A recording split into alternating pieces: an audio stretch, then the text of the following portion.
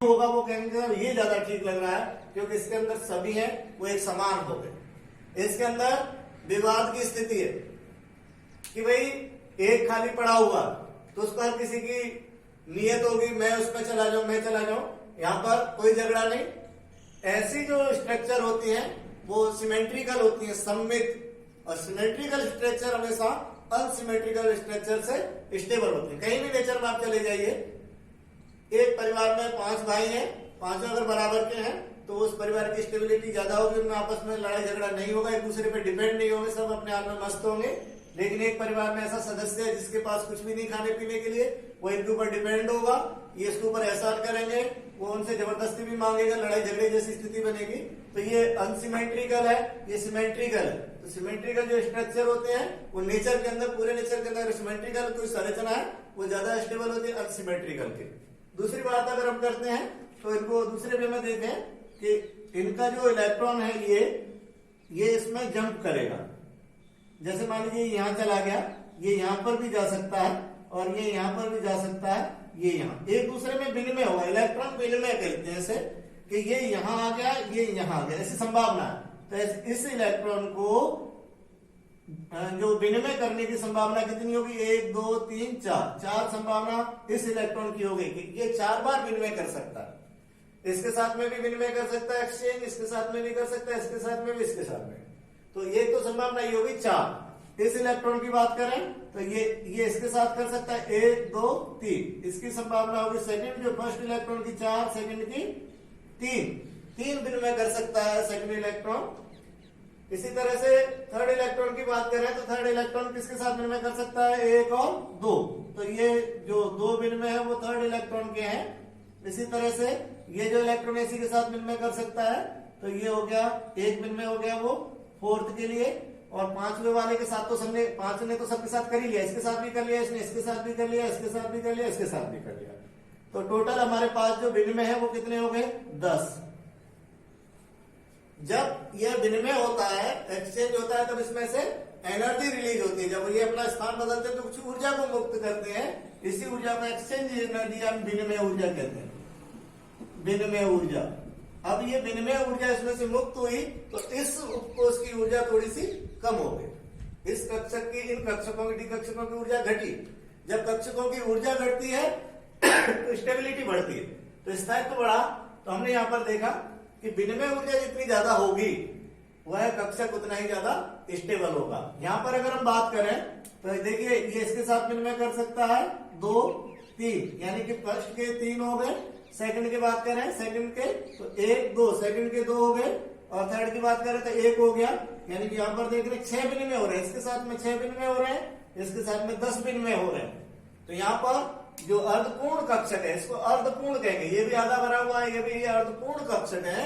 अर्धपूर्ण कक्षकों के जो स्थायित्व है वो ज्यादा होते हैं अपूर्ण कक्षकों की तुलना में। ये जो उपकोष है हमारा डी, ये अपूर्ण है, ना तो ये अर्धपूर्ण है, ना ये रिक्त है, ना ये पूर्ण भरा। 4 हमारे पास संभावनाएं होती है, 4। एक तो होती है कि वो रिक्त हो, पूरा का पूरा उपकोष रिक्त हो। दूसरी संभावना है कि पूरा का पूरा उपकोष वो अर्धपूर्ण हो, यानी सभी के अंदर एक एक इलेक्ट्रॉन भरा हो। अगर 2 हो जाएंगे तो वो पूर्ण कहलाएगा। तो अगर एक एक इलेक्ट्रॉन हो गए सभी के अंदर तो वो अर्धपूर्ण उपकोष हो गया। तो रिक्त हो सकता है, अर्धपूर्ण हो सकता है, अपूर्ण हो सकता है। ये अपूर्ण है क्योंकि ना तो ये अर्धपूर्ण है, ना ही ये पूर्ण है, और ना ही ये रिक्त है। तो ये क्या कहलाता है, अपूर्ण। और अगर इनमें सभी में 2 इलेक्ट्रॉन भर जाते तो वो हो जाता पूर्ण। तो हम बात कर रहे हैं कि अर्धपूर्ण और पूर्ण भरे कक्षकों का स्थायित्व अधिक होता है। इस चीज को आप नोट कर लीजिए, ये आपके बहुत काम आएगी। तो चूंकि स्थायित्व ज्यादा है इसका D5 का, इसीलिए मैंने कहा था कोई भी कार्य वो स्टेबिलिटी की होता है, D4 D5 में कन्वर्ट होता है। D4 है वो D5 में कन्वर्ट हो जाता है। तो यहाँ पर D4 D5 में कन्वर्ट हुआ तो अपवाद स्वरूप इस क्रोमियम का जो इलेक्ट्रॉन विन्यास है वो 4s1 3d5 होता है। कारण हमने समझ लिए, 2 कारण है। पहला तो यह है कि इससे जो कक्षक बनेंगे वो अर्धपूर्ण होते हैं। अर्धपूर्ण कक्षक अपूर्ण की तुलना में ज्यादा सिमेट्रिकल होते हैं और सिमेट्रिकल संरचनाएं ज्यादा स्टेबल होती हैं। पहला कारण तो यह है। दूसरा कारण है इनकी जो विनिमय ऊर्जा अर्धपूर्ण कक्षकों की, इनकी विनिमय ऊर्जा अपूर्ण कक्षकों की तुलना में अधिक होती है। विनिमय ऊर्जा कक्षक से मुक्त होने वाली ऊर्जा जब कक्षक या उपकोष कुछ ऊर्जा को खो देगा, उसकी ऊर्जा में कमी हो जाएगी। ऊर्जा में कमी है, इसका मतलब उसकी स्टेबिलिटी ज्यादा। उल्टा रिलेशन होता, ऊर्जा बढ़ा दोगे स्टेबिलिटी घट जाएगी, ऊर्जा कम कर दोगे स्टेबिलिटी बढ़ जाएगी। तो हमने यहाँ पर देखा कि स्टेबिलिटी बढ़ी, कारण दो देखे, एक तो सिमेट्रिकल संरचना है और दूसरा है ये हमारे पास विनिमय ऊर्जा। तो इस तरह से ये अपवाद मिला हमें क्रोमियम पहला। दूसरा बात करते हैं, सेम है कॉपर की। अगर बात करें तो कॉपर का पहले इलेक्ट्रॉनिक विन्यास लिख लेते हैं। कॉपर का अगर इलेक्ट्रॉनिक विन्यास लिखते हैं तो देखिए ले आप लोग, Cu कॉपर है वो चौथे आवर्त में से तीसरे आवर्त में जो अक्रिय जैसे argon Ar 4s2 3d9 copper, ये D9 में कॉपर मौजूद है, तो इसके अंदर हमने 3d9 लिखा। अब इसको अगर हम देखें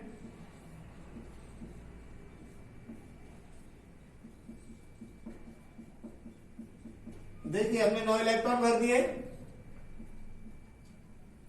और ये तो इसका नियम के अनुसार मैंने लिखा। इसका जो अपवाद स्वरूप जो नेचर में पाया जाता है 4s1 3d10 ये मिलता है। अगर आपसे पूछे कि कॉपर का इलेक्ट्रॉनिक विन्यास क्या होगा तो आप नियम से तो ये निकाल पाएंगे, लेकिन इसको याद रखिएगा क्योंकि ये पूर्ण भरे कक्षक की तरफ मूव कर रहा, तो पूर्ण भरे कक्षकों के स्थायित्व ज्यादा होते हैं। कैसे होते हैं वो हम देख रहे हैं।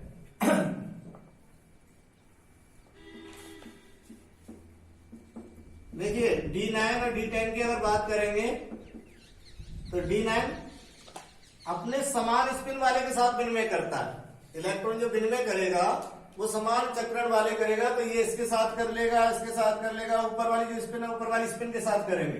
तो 10 तो आ गए ऊपर स्पिन के साथ में और 10 आ गए निचली स्पिन के साथ में। ये इसके साथ कर लेगा इसके साथ, तो 10 प्लस 10 20 विनिमय करेगा। ये 10 तो करेगा क्लॉकवाइज इलेक्ट्रॉन विनिमय करेगा 10 विनिमय तो जो क्लॉकवाइज है वो कर लेंगे जो हमने देखे थे। इसी तरह से 10 एंटी क्लॉकवाइज भी विनिमय करेंगे, तो यहाँ पर टोटल विनिमय हो गए 20। और अगर इसकी बात करें तो क्लॉकवाइज 5 है तो विनिमय कितने हो जाएंगे 10 विनिमय तो ये हो गए, और ये 4 एंटी क्लॉकवाइज तो इनके विनिमय कितने हो जाएंगे, अभी हमने देखे थे 4 के 6 आए थे तो ये हो गए 16। तो यहाँ पर विनिमय ऊर्जा कम होगी, विनिमय ऊर्जा कम होगी तो इसकी स्टेबिलिटी कम होगी, यदि विनिमय ऊर्जा अधिक है इसकी स्टेबिलिटी ज्यादा होगी। इस कारण D9 से D10 में कन्वर्ट हो जाता है। तो हमने यहाँ पर देखा कि इलेक्ट्रॉन जो अपवाद स्वरूप इलेक्ट्रॉन विन्यास शो करते हैं वो किस तरह से किए। 2 कारण थे, ये संरचना है, ये पूर्ण भरा कक्षक है, ज्यादा स्टेबल है, सिमेट्रिकल है। 2 कारण में पहले तो सिमेट्री है, सममित है, सममित कक्षक ज्यादा स्थायी होते हैं असममित कक्षकों से, सिमेट्रिकल संरचना हो गई। दूसरा विनिमय ऊर्जा अधिक है, इसके कारण ये D10 में कन्वर्ट हो गया। तो हमारे पास कॉपर और क्रोमियम ये दोनों जो तत्व हैं वो असामान्य इलेक्ट्रॉन विन्यास प्रदर्शित करते हैं। असामान्य क्यों कह रहे हैं, क्योंकि नियम से जो आता है वो सामान्य हुआ और ये नियम से थोड़े हट जाते हैं वो असामान्य। कारण हमने देख लिए, कारण 2 हैं, एक तो सिमेट्रिकल स्ट्रक्चर, दूसरा विनिमय ऊर्जा। चलिए आगे बढ़ते हैं। तो ये हमारे पास आ गया। अब हम अगले गुण की तरफ चलेंगे। इलेक्ट्रॉन विन्यास हमने देखा है, और कोई आपको क्वेरी चाहिए आप मुझे मैसेज करना, मैं उसको आपको जवाब देने का प्रयास करूंगा। तो परमाणु क्रमांक, इलेक्ट्रॉनिक विन्यास, उसके बाद नेक्स्ट है त्रिज्या, यानी कि इन तत्वों की जो त्रिज्या है वो किस तरीके से प्रभावित होगी। तो हमने बात की थी कि परमाणु जो है हमारे पास वो गोल है। परमाणु कैसा माना हमने, गोल। इस तरीके से क्योंकि इसमें इलेक्ट्रॉन चक्कर लगाते हैं, इस तरह से इसकी जो 3D स्ट्रक्चर आती है वो कैसी होती है, गोलाकार होती है, आकृति है वो गोलाकार निकल कर आती है। तो गोल की क्या होगी, कोई की त्रिज्या होगी। और इसके साथ में हमने कहा है कि परमाणु वो वृत्ताकार पथों पर चक्कर लगाते हैं, जो बोर ने कहा था। तो अगर वृत्ताकार पथ है तो उसकी कोई न कोई त्रिज्या r होगी। अब हमारे पास त्रिज्या r है, इस त्रिज्या में किस तरीके से परिवर्तन होगा आवर्त सारणी के अंदर, इसका अध्ययन करेंगे। किसकी त्रिज्या अधिक होगी, किसकी त्रिज्या कम होगी। तो अब चलिए देखते हैं, जैसे हम अगर आवर्त सारणी की तरफ चले, इसको अगर देखें फिर से ध्यान से, तो हम देख रहे हैं कि आवर्त सारणी में परमाणु क्रमांक के बढ़ते हुए क्रम में तत्वों को रखा है। परमाणु क्रमांक 1 2 3 4 5 6 7 8 9 10 11 12 इस तरीके से परमाणु क्रमांक के बढ़ते हुए क्रम में इनको व्यवस्थित किया है। अब परमाणु क्रमांक के बढ़ते हुए क्रम में ये रखे हैं, इसका मतलब यह है कि परमाणु क्रमांक का मतलब क्या हुआ, नाभिक में उपस्थित प्रोटोनों की संख्या, यानी कि नाभिक में उपस्थित, जब अगर आवर्त सारणी में आगे की तरफ चले, बाएं से दाएं चले, तो नाभिक में उपस्थित प्रोटोनों की संख्या में वृद्धि हो रही है। जब प्रोटोनों की संख्या में वृद्धि होगी तब हम देखते हैं कैसे इसकी त्रिज्या पर प्रभाव पड़ेगा उस चीज का। तो एक आवर्त में चलते हैं, मान लीजिए हमने आवर्त ले ली, इसमें 8 तत्व है तो इसमें अध्ययन आसानी से हो जाएगा। इसमें अगर चले तो एक चीज और ध्यान रखिएगा, मैंने आपको कहा था कि परमाणु में कोष पाए जाते हैं और इन कोषों की संख्या अधिकतम 7 है। कोषों की संख्या है जो वो 7 होती है अधिकतम, कारण कि जो पहले आवर्त में जो तत्व हैं, पहले आवर्त में तत्व हैं, इनके परमाणु में केवल कोष की संख्या 1 होती है। जितने भी तत्व होंगे पहले आवर्त में, जितने तत्व होंगे उसमें कोषों की संख्या 1। दूसरे आवर्त में जो तत्व होंगे उन सभी के अंदर जो कोषों की संख्या है वो 2 होगी, 2 कोष होंगे सभी में। आप संरचना में आपके सामने आवर्त सारणी को एक्सप्लेन करती है कि जितने भी तत्व होंगे, यही तो हमें आसानी थी, यही आसानी के लिए हमने आवर्त सारणी को बनाया, वर्गीकरण किया है। वर्गीकरण किया इसलिए जाता है क्योंकि अध्ययन है, बहुत आसान हो जाता है। तो देखिए, हमें क्या पता किसी परमाणु के पास कितने कक्षक है, कितने कोष है, कितने उपकोष, हमें नहीं पता होता अगर हम आवर्त सारणी नहीं बनाते, या फिर हमें प्रत्येक का अलग अलग डिटेल लिखना होता। प्रत्येक का 114 या 110 जो तत्व है उन सभी का एक एक का पूरा डिटेल निकालना पड़ता है, लेकिन उसकी हमें जरूरत नहीं पड़ी। हमारे पास 8 तत्व है, ये इस आवर्त में 8 तत्व है, इसमें हमने कह दिया इस सभी के अंदर एक ही लाइन कह दिया आठों के लिए कि इनके अंदर जो कोषों की संख्या है वो 2, यानी पहला और दूसरा कोष पाए जाते हैं इनके अंदर, जो दूसरे आवर्त के अंदर है। इसी तरह से तीसरे आवर्त की बात करें तो तीसरे आवर्त में जो तत्व हैं, जितने भी तत्व हैं, उनमें कोष 1, 2, 3 कोष पाए जाते हैं। तीनों कोष मौजूद होंगे किसके अंदर, जो तीसरा आवर्त है, sodium, magnesium, aluminium, silicon, phosphorus, sulphur, chlorine, argon, इन सभी में कोष की संख्या 1, 2, 3 मिलेगी। इसी तरह से चौथे आवर्त की बात करते हैं तो कोष की संख्या 4। ये नाभिक हुआ, पहला कोष, दूसरा, तीसरा और ये चौथा कोष। इस तरीके से कोष की संख्या 4। पांचवें आवर्त में जितने भी तत्व हैं उनमें कोष की संख्या 5। छठे आवर्त में कोष की संख्या 6। छठे आवर्त में जितने भी एलिमेंट है उनमें कोष की संख्या 6 होगी। पहला भी मिलेगा, दूसरा, तीसरा, चौथा, पांचवा, छठा, 6 मिलेंगे। इसी तरह से सातवें आवर्त में 7 कोष मिलेंगे। और मैंने कहा था, इसी कारण कहा था, इस आवर्त सारणी के आधार पर कहा था कि परमाणु के अंदर अधिकतम कोषों की संख्या अभी तक 7 है हमारे पास। तो इस तरीके से हम कोषों की परमाणु की संरचना, किसी तत्व में कितने कोष होंगे ये इससे ज्ञात हो जाएगा। किसी तत्व में कोषों की संख्या कितनी होगी वो हमें ज्ञात हो जाएगा। आवर्त सारणी से जैसे बात करेंगे जिंक में कितने कोष होंगे, सब बताइए जिंक के परमाणु में कोषों की संख्या कितनी होगी। तो सीधी सी बात है, चौथे आवर्त में जिंक के परमाणु में 4 कोष होंगे। आप जब अध्ययन करेंगे, प्रत्येक तत्व की संरचना का अध्ययन करेंगे तो आवर्त सारणी उसमें हेल्प करेगी। मैंने आवर्त सारणी को कहा था, आवर्त सारणी बनाई इसीलिए गई है क्योंकि तत्वों का जो वर्गीकरण, तत्वों का जो अध्ययन है वो आसान हो जाए। अब हमें किसी तत्व की संरचना चाहिए तो आवर्त सारणी से हम एक्सप्लेन कर पा रहे हैं। जैसे जिंक की बात की, जिंक में 4 है तो उसके बाद हम इसको खोल सकते हैं, परमाणु को 4 कोष बनाकर कौन कौन से इसमें उपकोष होंगे, कौन कौन से कक्षक होंगे, कितने इलेक्ट्रॉन होंगे, सारी चीजें हम उसको सामने ला सकते हैं। तो पहले नंबर तो हो गया हमारे पास, कोष की संख्या को एक्सप्लेन किया जा सकता है। अब बात कर रहे थे हम त्रिज्या की, तो त्रिज्या में जैसे बात की थी हमने, अगर दूसरे आवर्त को अगर हम देखें तो दूसरे आवर्त में सभी परमाणुओं के पास कोष, जो कोष की संख्या है वो है 2, यानी पहला भी कोष है और दूसरा। जैसे मान लीजिए हमने ये बना दिया, ये किसका बन गया, लिथियम। ये मान लीजिए हमारे पास हो गया लिथियम। नाभिक के अंदर में प्रोटॉन लिख देता हूं 3, प्रोटोनों की संख्या 3। दूसरा हमारे पास मान लीजिए हो गया बेरिलियम, प्रोटोनों की संख्या 4। उसके बाद हो गया हमारे पास बेरिलियम के पास बोरोन, बोरोन में होगी 5, प्रोटोनों की संख्या 5। इसी तरह से हमारे पास है कार्बन, नाभिक 2 कोष, प्रोटोनों की संख्या 6। उसके बाद है नाइट्रोजन, 7 प्रोटोन होंगे, कोष 2 हो गए। इसी तरह से हमारे पास ऑक्सीजन 8 प्रोटोन, कोषों की संख्या 2। इसी तरह से हमारे पास फ्लोरीन,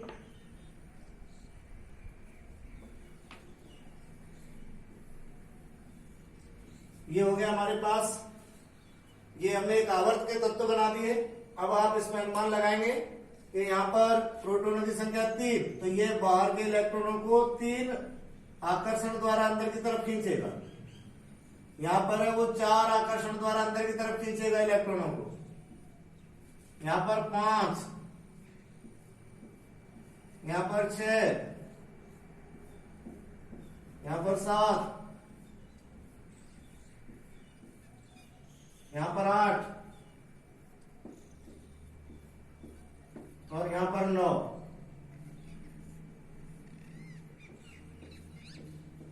अब बाहर के इलेक्ट्रॉनों को 9 आकर्षण द्वारा खींचा जा रहा है यहाँ पर, और इलेक्ट्रॉन की दूरी समान है।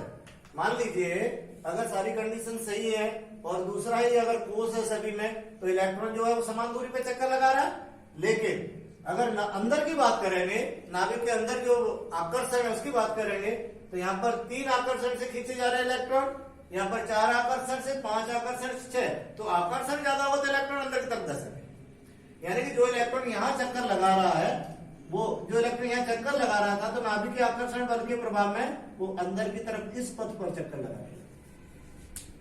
जो हम उम्मीद कर रहे थे कि भाई दूसरा कोष है, दूसरे कोष में तो वहां चक्कर लगा रहा होगा, लगाता भी था। अगर सभी के अंदर की कंडीशन सेम होती, प्रोटॉन सेम होते सभी के अंदर, तो सभी का साइज समान होता। क्यों होता? क्योंकि सभी के पास जो दूसरे कोष में इलेक्ट्रॉन चक्कर लगा रहे हैं, लेकिन अंदर जो गड़बड़ है वो अलग है। तो इस कारण अंदर जब आकर्षण बढ़ रहा है तो वह इलेक्ट्रॉन को अपने अंदर की तरफ खींचेगा। यानी जो बाहर चक्कर लगा रहा था थोड़ा अंदर चक्कर लगाएगा, अंदर चक्कर लगा रहा है, इसका मतलब त्रिज्या घट रही। तो एक आवर्त में बाएं से दाएं जाने पर, एक आवर्त में जब बाएं से दाएं जाते हैं तो त्रिज्या में कमी होती है। फिर आप देख रहे हैं कि 6 की जगह 7 आकर्षण हो गया। जब 7 आकर्षण हो तो और अंदर खींचेगा, और अंदर खींचेगा तो क्या होगा, उसकी त्रिज्या और कम हो जाएगी, 8 और 9। इस तरीके से हमने यहाँ पर क्लोरीन तक देखा, और उसके बाद अक्रिय गैसों का हमने नाम नहीं लिया, छोड़ देते हैं, क्योंकि सभी जो गुण है वो उसके अलग है। वो स्टेबल है, उनके इलेक्ट्रॉन कक्षक पूरे भरे हुए हैं, इसीलिए उन पर बाद में चर्चा करेंगे। अभी तक जितने गुणों का अध्ययन करेंगे वो हम क्लोरीन तक करेंगे। कारण एक ही है, क्योंकि वो अपना असामान्य व्यवहार दर्शाते हैं, वो वीआईपी है, उनको क्रिया करने की जरूरत नहीं है, इसीलिए सारे गुणों से हटके हैं उनके गुण, तो उनका अध्ययन अलग से उनको हमने छोड़ रखा है। बाद में अक्रिय गैसों का एक अलग ग्रुप बनाकर उनका अध्ययन करेंगे। ज्यादा गुण वो नहीं दर्शाते। सबसे बड़ा तो गुण उनका यही है कि वो अपने आप में निष्क्रिय है, उन्हें किसी से क्रिया नहीं करनी, उन्हें कोई मतलब नहीं किसी से, न वो किसी को डिस्टर्ब करते, तो उनको हमने अलग रखा है। बाकी जो है वो सामान्य है, सामान्य के साथ हम नियम लागू होते हैं, नियम हमेशा सामान्य पे लागू होते हैं। असामान्य है इसका मतलब उस पर कोई नियम लागू नहीं होता, तो हमने इसको अलग किया। और यहां तक हमने देखा एक आवर्त में बाएं से दाएं जाने पर परमाणु की त्रिज्या है, यानी इलेक्ट्रॉन जो चक्कर लगा रहा है वो धीरे धीरे करके अंदर की तरफ धसता जाता है। और क्यों धसता जाता है? क्योंकि वहां पर नाभिक में प्रोटॉनों की संख्या में वृद्धि हो रही है। यहाँ पर 3, 4, 5, 6, 7, 8 इस तरीके से प्रोटॉन बढ़े और कोष की संख्या स्थिर हुई। जब कोष की संख्या स्थिर है तो इलेक्ट्रॉन अंदर की तरफ चक्कर लगाएंगे, अंदर की तरफ चक्कर लगाएंगे तो उसकी जो आकार है, उसकी जो त्रिज्या है वो घटेगी। तो यहां तक आपकी समझ में आ गया होगा कि नाभिकीय आकर्षण। और देखिए, जैसे अगर परिवारों की बात करें, व्यवहारिक की बात करें, प्रैक्टिकल लाइफ की बात करें, तो सभी के परिवार एक जैसे होते हैं, लेकिन जब मुखिया मजबूत होता है तो उनके बच्चों पर उन मुखिया का आकर्षण अधिक होता है और वो मुखिया के पास रहते हैं। पास का मतलब सारे नियमों में रहेंगे, उनका अनुशासन जो होता है वो उसमें रहेंगे। और अगर मुखिया कमजोर है, जिसका नाभिकीय आकर्षण, मुखिया का आकर्षण अगर कम है फैमिली पर, तो उसके इलेक्ट्रॉन दूर चले जाते हैं, उनके जो बच्चे वो दूर हो जाते हैं उस मुखिया से, उसके आकर्षण से दूर हो जाते हैं, तो वो आकार बड़ा हो जाता है। और जब सबको बांधे रखता है मुखिया, उसका नाभिकीय आकर्षण ज्यादा है मुखिया का, तो सब उसकी परिधि के अंदर रहेंगे, सब उसके कंट्रोल में रहेंगे। तो सेम कंडीशन है, नाभिकीय आकर्षण मजबूत है, खिंचाव मजबूत है, तो इलेक्ट्रॉन उसके अंडर में रहते हैं और उसकी परिधि के अंदर चक्कर लगाते हैं, साइज उसका छोटा हो जाता है। और जहां पर नाभिकीय आकर्षण कम है, तो आकर्षण कम है तो इलेक्ट्रॉन दूर रहेंगे तो उसकी त्रिज्या अधिक होगी। तो एक आवर्त में बाएं से दाएं जाने पर, आप ही बताइए, मुझे नहीं पता, आप ही कह सकते हैं, किसी किताब से पढ़ने की आवश्यकता कहाँ है, कॉन्सेप्ट आपके सामने है। जैसे जैसे नाभिकीय आकर्षण बढ़ रहा है, इलेक्ट्रॉन अंदर की तरफ खींचेगा, अंदर की तरफ खींचेगा तो त्रिज्या घटेगी। तो किसी किताब में लिखा होगा तभी उस बात को मानेंगे ऐसा जरूरी नहीं है। आपके पास कॉन्सेप्ट है, आपने परमाणु संरचना पढ़ लिया, अब कॉन्सेप्ट आ गया। जैसे जैसे नाभिकीय आकर्षण बढ़ेगा, इलेक्ट्रॉन पर जब आकर्षण बढ़ेगा, इलेक्ट्रॉन अंदर की तरफ चक्कर लगाएगा तो उसका त्रिज्या घटेगा। ये तो हो गई एक आवर्त की बात। बात करते हैं वर्ग की, तो वर्ग की बात करते हैं, देख लेते हैं एक बार। वर्ग के अंदर हमने, अब आप इस एक गुण को समझ लेंगे तो आगे वाले गुण समझ में आ जाएंगे। अब त्रिज्या को समझ लीजिए, नाभिकीय आकर्षण को समझ लीजिए। नाभिकीय आकर्षण आपने समझ लिया तो मैं सारे गुणों को इसी से समझा दूंगा। एक चीज और करते हैं हम, बहुत सारे नियम, बहुत सारे सिद्धांतों में उलझकर रसायन को खो बैठते हैं। नहीं है कुछ भी। मैंने आपसे कहा था परमाणु संरचना पढ़ लीजिए। परमाणु संरचना पढ़ने के बाद मैं इस टेबल पे आ गया। इस टेबल को मैं पूरे परमाणु संरचना से समझाऊंगा। जब परमाणु संरचना से टेबल आ जाएगी, टेबल से फिर केमिकल बॉन्डिंग को समझा देंगे। पूरी की पूरी केमिकल बॉन्डिंग टेबल से समझ में आ जाएगी। केमिकल बॉन्डिंग आ गई, आप केमिकल रिएक्शन पे उतर जाएंगे। केमिकल रिएक्शन है वो टोटली केमिकल बॉन्डिंग से समझ में आएगी। रिएक्शन आपको आ गई तो फिर बचा के केमिस्ट्री खत्म। फिर केमिस्ट्री में कुछ रहता ही नहीं है। बस मैंने कहा था ना, आप 4-5 टॉपिक है, परमाणु की संरचना, आवर्त सारणी, केमिकल बॉन्डिंग और केमिकल रिएक्शन या फिर मॉलिक्यूलर स्ट्रक्चर। ये आप 4 चीजें भी कर लेते हैं, फिर केमिस्ट्री में कुछ रहता नहीं, केमिस्ट्री खत्म हो जाती है। हम लोग क्या करते हैं, 4 चीजें छोड़ते हैं और केमिस्ट्री पढ़ने चलते हैं। हमारे सामने जो प्रॉब्लम है केमिस्ट्री का, वो एक ही है। सबसे बड़ा प्रॉब्लम एक ही है। 4 को तो हम रट डालते हैं। क्यों रट डालते हैं? कारण भी है। रटने के पीछे कारण ये है कि हमारे पास 11th में आते हैं 4 चैप्टर। जब हम साइंस के अंदर कूद जाते हैं, उसी टाइम पे ये 4 टॉपिक है। जब तक साइंस समझ में आते तब तक 4 टॉपिक निकल चुके होते हैं। जब तक साथी नए मिलते हैं, उनके साथ एडजस्ट करते हैं, नए स्कूल होते हैं, कुछ नई किताबें होती हैं, नया विस्तृत एक सिलेबस होता है। जब तक हम उसको समझ पाते हैं तब तक 4 टॉपिक निकल जाते हैं। उसके बाद हो जाती है केमिस्ट्री चालू, फिर हम उसको रटने लगते हैं। रटने लग गए तो समझ लीजिए संकट शुरू। तो आपके पास एक बार फिर से हम इस चीज को लेके आए कि अगर ये 4 टॉपिक क्लियर है तो केमिस्ट्री खत्म। और मैं इसके 4 टॉपिक के बाद भी आपको केमिस्ट्री पढ़ाऊंगा। फिर मैं बताऊंगा कि मैं इस 4 टॉपिक के अलावा कोई बात ही नहीं करूंगा, क्योंकि केमिस्ट्री में कुछ है नहीं। तो हमें इन 4 टॉपिकों को समझ लेना है। आपको नहीं समझ में आती, आप दोबारा रिपीट कीजिए, 3 बार देखिए, 4 बार देखिए, चीजों को समझ लीजिए, किताबों की भी हेल्प लीजिए। फिर भी नहीं है तो मैं भी आपके साथ हूं, आपकी हेल्प करूंगा। तो यहाँ पर हमारे सामने ये हो गया। अब बात करते हैं आवर्त का। हो गया, बाएं से दाएं जाने पर परमाणु की त्रिज्या घटती है। अब बात करते हैं वर्ग। तो जैसे बात करें, पहला वर्ग ले लें। पहले वर्ग का हाइड्रोजन अगर हम लेते हैं तो हाइड्रोजन के पास 1 कोष है। हाइड्रोजन के पास कोष की संख्या 1। लिथियम दूसरे आवर्त का है। पहला वर्ग दूसरे आवर्त का है। लिथियम के पास कोष की संख्या हो गई 2। इसी तरह से सोडियम की बात करें, सोडियम के पास कोष की संख्या 3। इसी तरह से पोटेशियम की बात करें 4।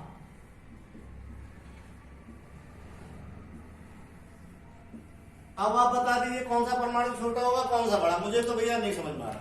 आप ही बता दीजिए। क्या देख के ये नहीं बता सकते कि कौन सा बड़ा होगा, कौन सा छोटा? जिसमें कोष की संख्या 1 है वो छोटा, जिसमें 2 है वो बड़ा, जिसमें 3 है वो उससे भी बड़ा, 4 है उससे भी बड़ा। जनरलाइजेशन कर दीजिए। वर्ग में नीचे जाने पर, वर्ग में ऊपर से नीचे जाने पर कोषों की संख्या बढ़ती है, इस कारण परमाणु त्रिज्या भी बढ़ती है। इस त्रिज्या का अगर कंपेरिजन आप इस त्रिज्या से करेंगे और इस त्रिज्या से करेंगे, इस त्रिज्या से करेंगे तो नियम बना डालेंगे।